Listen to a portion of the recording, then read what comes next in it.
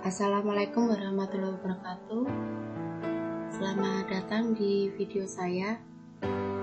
Untuk kali ini adalah mengenai sistem manajemen database pada mata kuliah Sistem Informasi Manajemen di pertemuan ke-6 ya.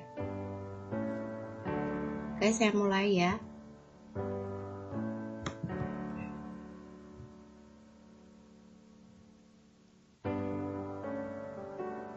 Ada beberapa hierarki data. Di sini ada field, record, file, dan database. Untuk field sendiri yaitu satuan data terkecil yang tidak dapat dipecahkan lagi menjadi unit.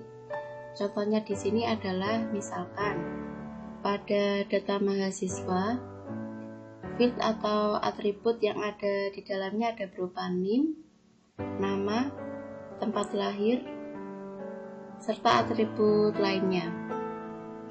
Sedangkan yang kedua ini yaitu record. Sini ya, record ini. Untuk record yaitu gabungan dari sejumlah elemen data yang saling terkait. Contohnya di sini adalah NIM, nama, tanggal lahir, serta atribut lainnya dari seorang mahasiswa yang dihimpun dalam sebuah rekod atau baris. Sedangkan pada file ini yaitu kumpulan rekod sejenis yang mempunyai panjang atribut atau field sama namun berbeda isinya. Bisa disebut juga dengan tabel atau relasi. Sedangkan untuk database ini yaitu kumpulan dari beberapa file yang dijadikan satu pada sebuah penyimpanan ya. Untuk selanjutnya ini gambaran umumnya saja dari database ini yang besar ini. Kemudian dipecah lagi dari file. Kemudian pecahan file ini adalah record dan pecahan dari record ini adalah field. Jadi field ini merupakan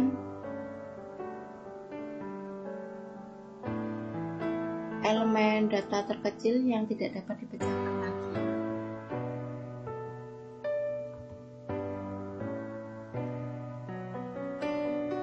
Database ini adalah kumpulan dari file yang dikelola oleh sebuah sistem manajemen database.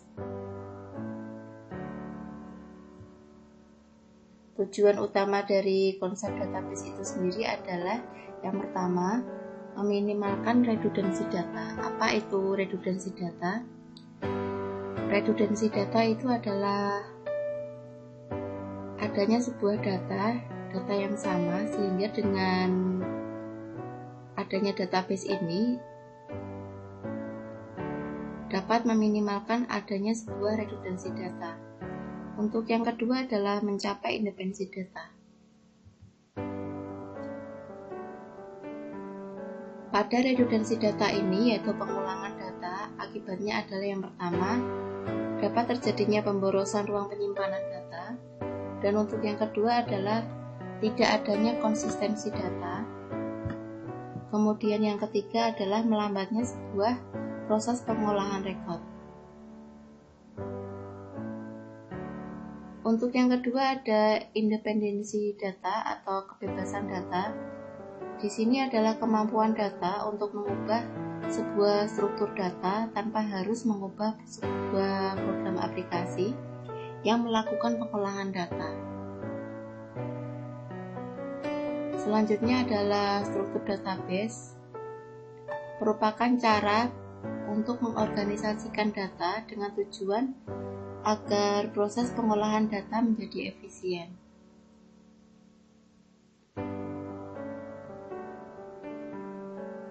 Untuk sistem manajemen database atau biasa disebut dengan Database Management System atau DBMS, ini merupakan software yang mengelola sebuah database.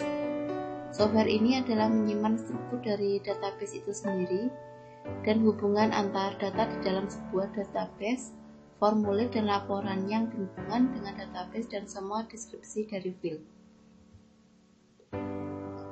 Ada beberapa jenis struktur database yang akan dibahas. Yang pertama adalah struktur database hierarki, yang kedua adalah struktur database jaringan, dan yang ketiga adalah struktur database relasional.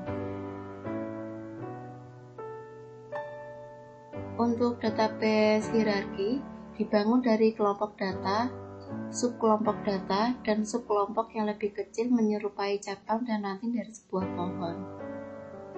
Itu merupakan contoh dari struktur database hierarki. Sedangkan untuk struktur database jaringan, yaitu mirip dengan struktur database hierarki, yang berbeda adalah kemampuannya memudahkan pengambilan kembali rekod tertentu, bahwa kesulitan pengambilan kembali rekod tertentu merupakan kelemahan dari struktur database dari hierarki. Selanjutnya adalah struktur database relasional. Di sini yaitu memiliki bentuk seperti sekelompok tabel yang serupa dengan tabel spreadsheet, yaitu hubungan antar tabel bersifat implisit. Di sini artinya adalah jika terdapat field yang sama pada kedua tabel, maka rekod dari dua tabel itu dapat digabungkan bila nilai-nilai field datanya setara. Pada pembuatan database ada 3 tahap. Yang pertama yaitu penentuan kebutuhan data, yang kedua yaitu penggambaran data, yang ketiga adalah pemasukan atau entry ke dalam database itu sendiri. Selanjutnya adalah penentuan kebutuhan data. Ada 2 cara. Yang pertama adalah cara berorientasi proses, kemudian yang kedua adalah cara pemodelan perusahaan.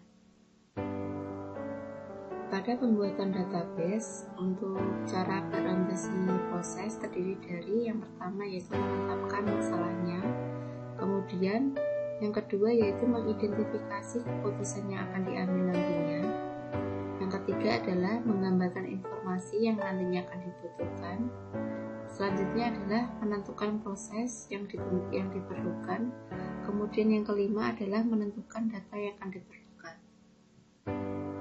Kemudian adalah cara pemodelan perusahaan.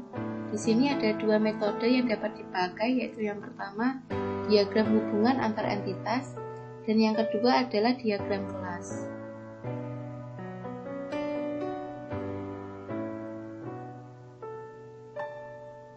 Pada database yang telah dibuat dapat digunakan dengan salah satu dari 3 cara. Yang pertama yaitu dengan adanya formulir isian yaitu form. Kemudian yang kedua yaitu dengan laporan atau report.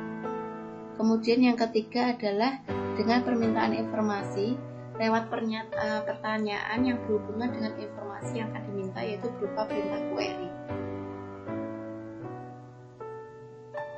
Untuk pengelolaan database ini terdiri dari 2. Yang pertama yaitu pengelolaan sumber daya database, kemudian yang kedua adalah pengelolaan SDM database itu sendiri.